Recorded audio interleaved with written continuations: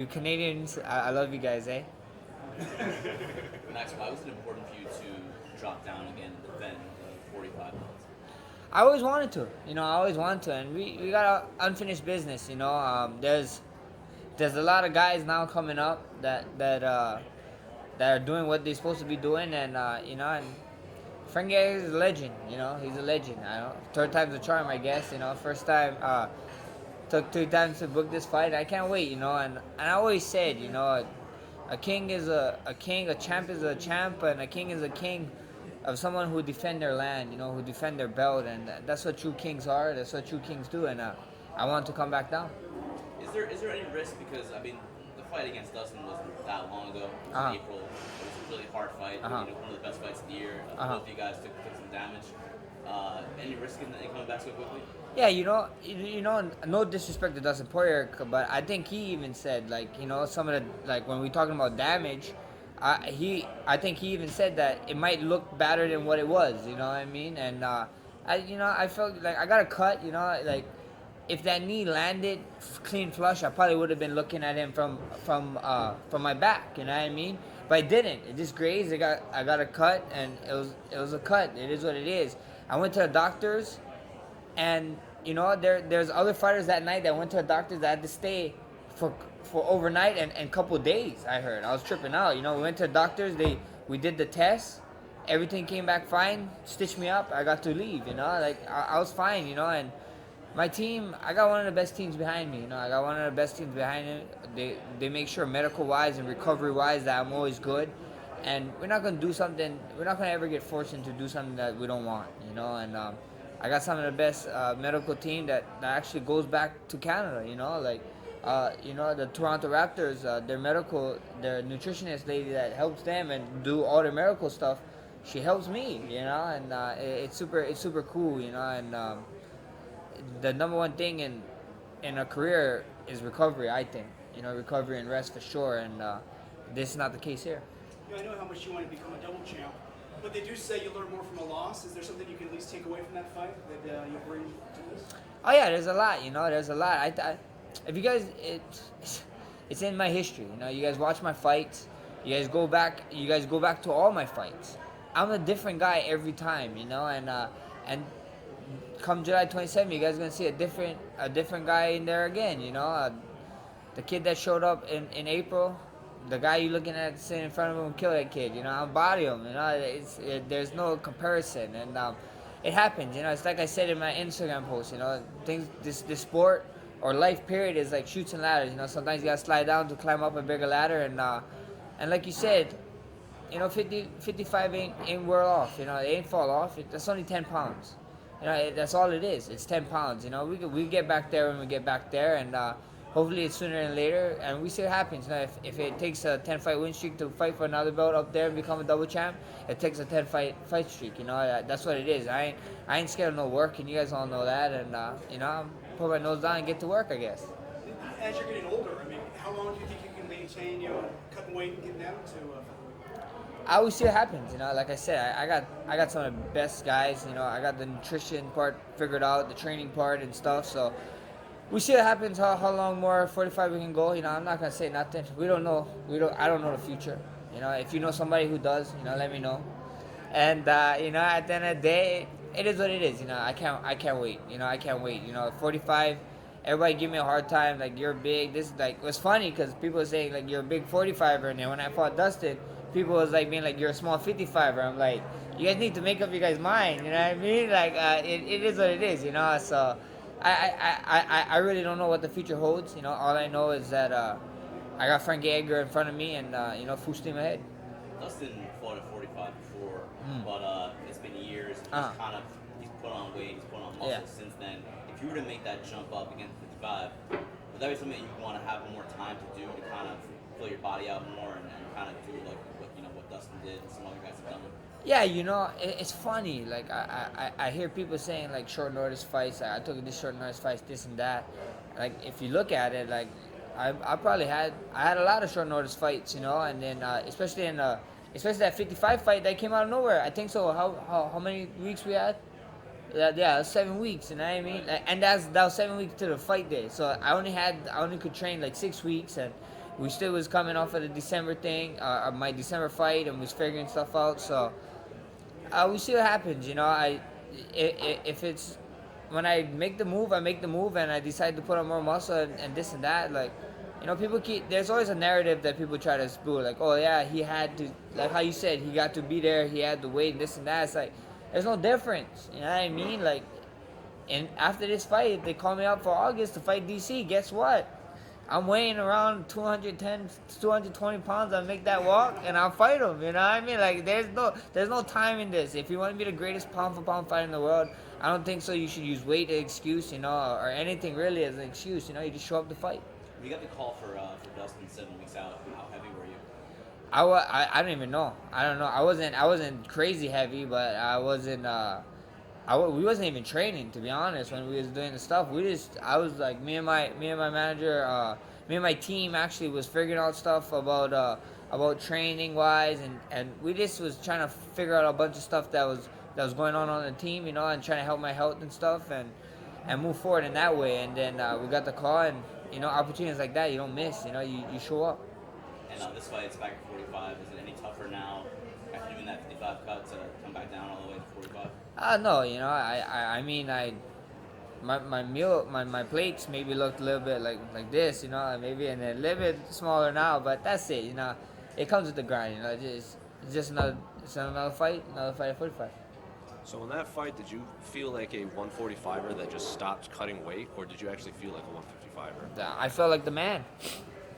I'll tell you straight up. I'll tell you straight up. Everybody be like, they keep trying to use the weight thing as an issue. I don't care. I don't care what the weight was. Like, I felt like the man. I felt like I felt every fight. The training camp, I felt great. Everything went great. It's just I didn't get my hand raised. How people was used to seeing it over the last 5 years. And it happens. It happens. Sometimes you gotta run into these roadblocks to refocus and re-go and rethink stuff, and things happen for a reason. Obviously, that loss was something you had to deal with, but how did Mini Blast take it? He was fine, he was fine. Actually, that during agony, everybody saw it, like Dustin got to console him, Shaq consoled him when he was crying, and I got to talk to him after, and I told him, like, what were you crying for? Like, were you crying because Daddy was like bleeding or getting punched? And he said no. I was like, what? I was like, why are you crying? He's like, crying because you lost. I'm like, what? I like this, like the people was giving me a hard time about a kid shouldn't be there front. Like, it's all these kids know. Like, he's been in the gym with me when we didn't have babysitters. Like, this is what he grew up watching. You know what I mean? Like, he's a warrior, samurai. In the ancient days, whatever it is, Spartan. That's what he is. And he saw this. And then the thing that kind of was funny, that I knew why he was crying, because I lost. That's it. Like, the kid's a competitor. You know what I mean? Like, we're at home playing. He's at home playing at WWE with my friends Josh and Bird, and like he's like a competitor to the point where like he cries when he loses. Like he's like they're mobbing him. They're like, stop mobbing me. And then when like start full on tearing, and then somehow he wins the death match, and then they're like, and he's like, yeah, I told you guys I was the man. So the kid is just a competitor. It's just in all of us. He's got a hell of a role model. Yeah. Is he gonna fight?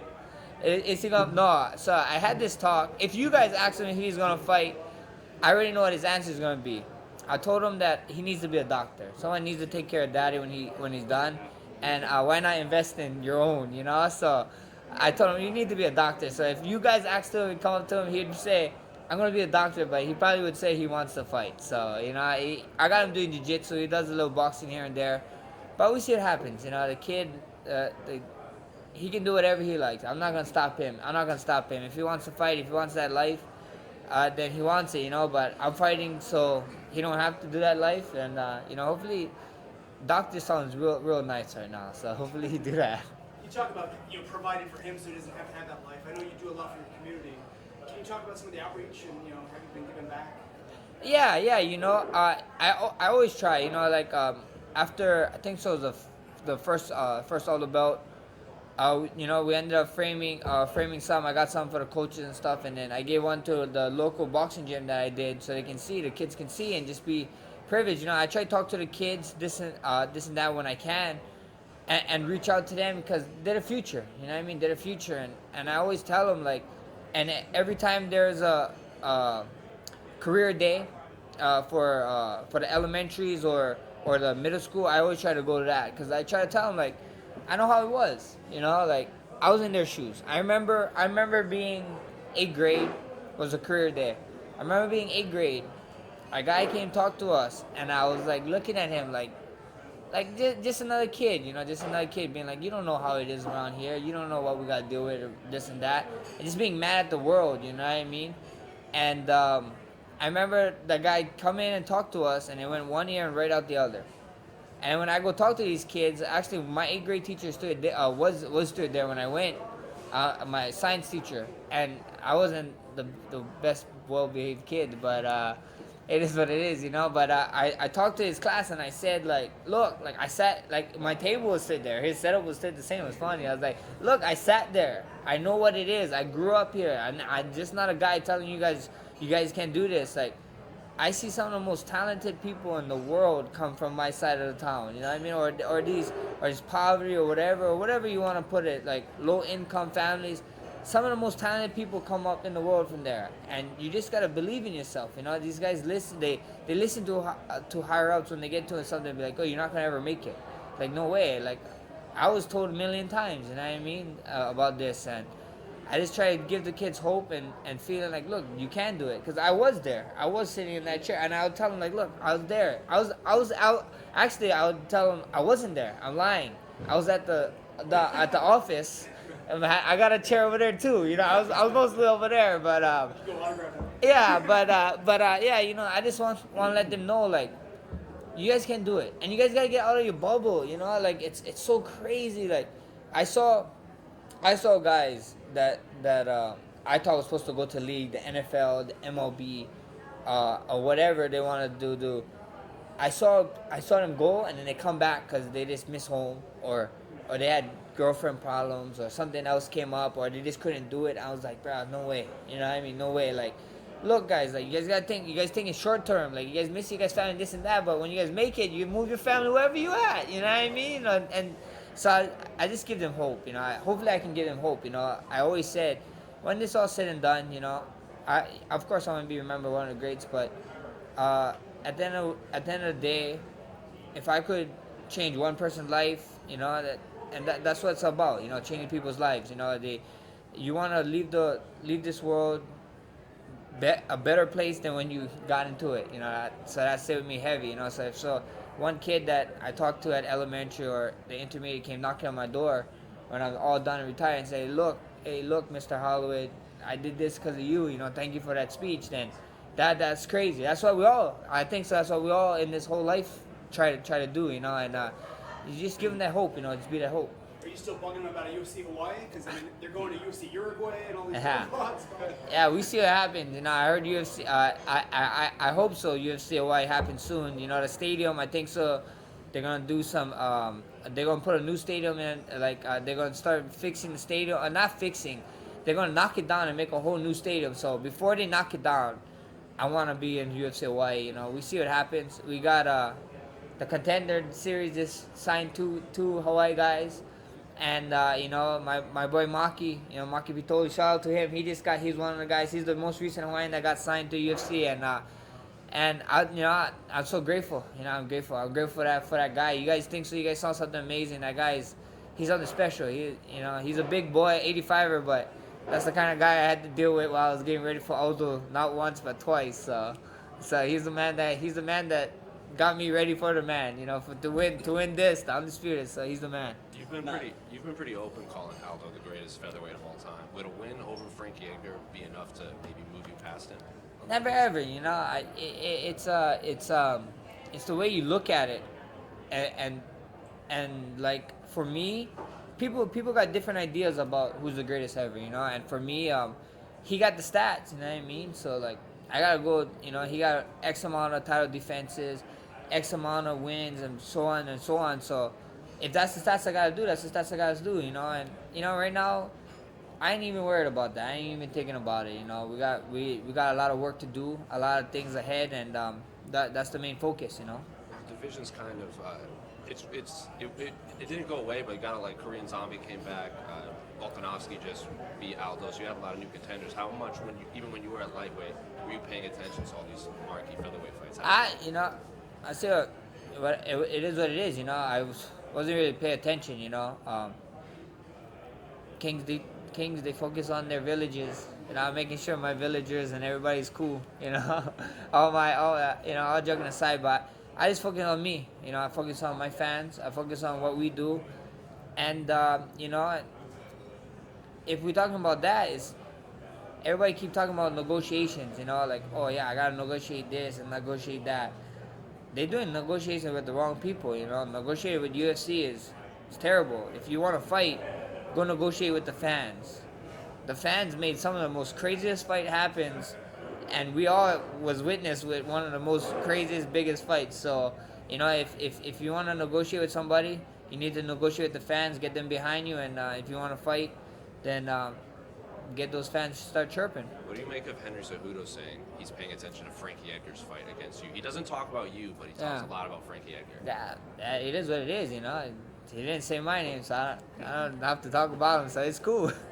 Max, were you aware that only one other champion has lost a fight in another division to come back down and successfully defended their title? Were you aware of that? No, I didn't. All the time in the UFC. No, who did it? Someone who comes from the same state as you, BJ Penn. For real? Lost the GSP. Oh, that's came dope. Back and defended the lightweight title. Well, we got a bunch of history going on with that then, and then BJ got a little bit of history with Frankie. So it's gonna be fun on that. That's good. Thanks for giving me some good energy. I just feel it now. Is there a certain mentality there that coming off the loss, you're still the champion in that division, but you're coming off a loss? Is there a certain mentality you have to come back and defend that throne? Yeah, for sure. But like I said, I told you guys all the time before, like that belt is like I'd kick this belt off the table if I could.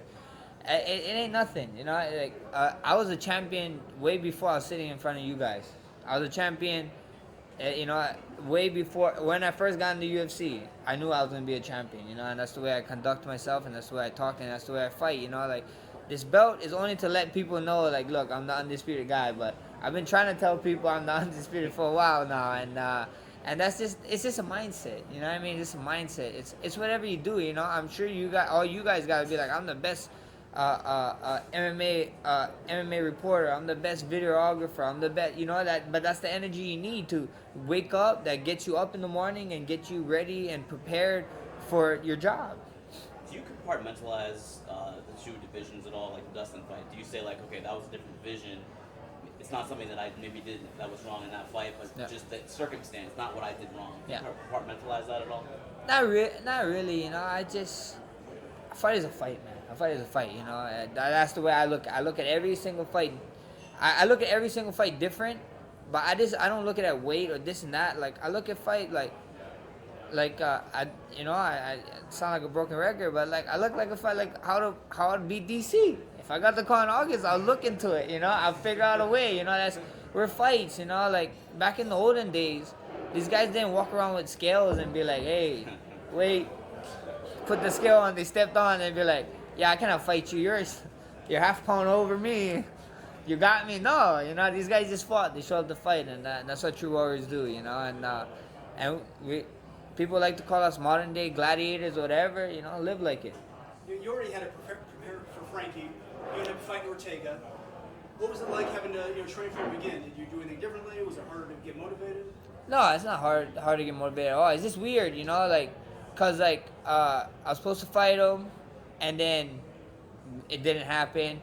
Supposed to fight him again, and then it didn't happen. So this is the first time in my career that I ever had to do that with somebody. Period. So it's not crazy hard, but he gets better. You know what I mean? So all the film that you watched on him and this and that you game plan for this one thing, and then he was only to have one fight. He only had one fight in between the fights we fought, and he saw my two fights. So he get to watch kind of different films and strategize and whatever. But yeah, it's just different. It's just different. But the motivation, never ever question the motivation. The boy's always motivated. And Frankie's Frankie, man. If you don't give this guy the respect he deserved, he did something that was unthinkable, unheardable in a division higher than us when he was a much smaller dude. So I can't wait. You know, these are the fights that excite me. You know, the man's a legend. The man's a legend. If he's not a Hall of Famer, he's a future Hall of Famer. If not, he's definitely a Hall of Famer in my eyes, at least. And you know, nothing but respect for him. Most important question of some of this bottle cap challenge. What is going on here? How did this start? My man Earlson, you know, from Acronym. He the one. He actually did it, and then he tagged me, and he told me to do it, and then I came up with an idea. Like, he always talked about how John Mayer was surprising a lot of things, and damn, did John Mayer surprise me in his kicking ability? I was tripping out, you know, and it just went crazy, you know. You see the Kendall Kardashian Bieber doing it. You just see you see cars doing it. I'm like, I just saw SpongeBob do it. I was like, what? I was like, how does SpongeBob do it? You know, that new game Borderlands did it. I'm like, what is going on? You know, it took the world by storm. So it was cool to see. You know, it's cool. It was a way to, it was more of a way of not making people watch the sport. People use martial arts, you know, and the way of like, so much people told me that, I wouldn't do it, this and that. Like, I can't do it. It looks hard. Like, try it. You don't know until you try. You know, you really don't know. And then of course you got people like, oh, you're holding the bottle. I'm not holding the bottle. This and that. I'm like, guys, come on. We're getting too crazy now. I feel like it didn't blow up until you did it, right? It didn't really blow up big until you did it. I think, you know, Earlson is the man for tagging me. John Mayer is the man for doing it, and then Jason Statham, oh my gosh, when he did it, that's crazy, you know. And then I think so. The icing on the cake of mine's one is that everybody just talk about how it just keeps spinning, and then it just stays on, you know. Everybody's wants to kick and flies off, so it's pretty cool. What do you think of McGregor's? McGregor's? Yeah, what do you think of McGregor's? Yeah, if you talk about it, you know, when I kicked it, you know, like Connor's one, when he kicked it, his bottle went flying, his bottle cap went straight flying off, you know. When I kicked mine just kept spinning and spinning and spinning, boop, and stayed on, you know what I mean? So it's preferences, you know? Some people win championship belts, some people defend them, so whatever preference you want. Has anyone recognized you from the bottle cap challenge rather than being a UFC But yeah, it's kind of funny. Well, they know I'm a UFC champion because once they go, but people now is like, yeah, bottom cap challenge, instead of like not even talking about me, like, hey, you're the bottom cap challenge guy. I'm like, yeah, dope, thank you, boss. So it's cool. So yeah, some people did in LA actually before we came here. Like 2 people was like, yeah, bottom cap challenge, that's sick, Max Holloway, freaking champ. I'm like, yeah, that's funny. That's cool. Have you had your manager try to parlay that into a sponsorship? Oh, we see what happened. We be working on some stuff. We got some stuff announcing soon, so hopefully. I was also curious, how do you think Dustin's going to do against Bieber? You know, as a fan, you know, as a fighter, I hate picking sides on fights. You know what I mean? Like, we run into all each other and this and that. So I hate picking fights and whatever and who's gonna win this and that. But as a fan, I'm excited to watch. You know, I'm excited to watch. You know, if you look at Dustin's last fight, the things that he could do to former champs and stuff, impressive. You know, impressive stuff. And then you look at Khabib. You know, impressive. You know, impressive stuff. So I just can't wait, you know. I can't wait. I think it's gonna be a good fight, a hard-nosed fight. We see who show up that night, and you know, it's gonna be a fun one. You know, like a lot of times, like I like to tell people, like, look, nobody gave Alaquinta a shot, nobody at all. And Alaquinta was one of the most, like, actually, I think so. Alaquinta like won a round or something. Yeah, they said or something like that. So we never. MMA is a weird sport. That's why you gotta love it.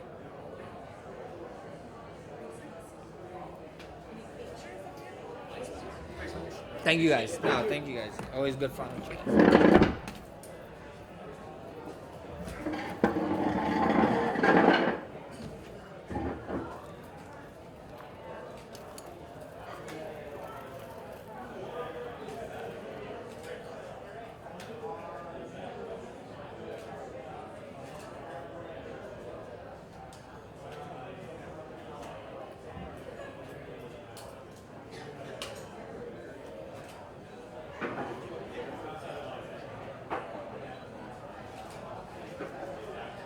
Thank you.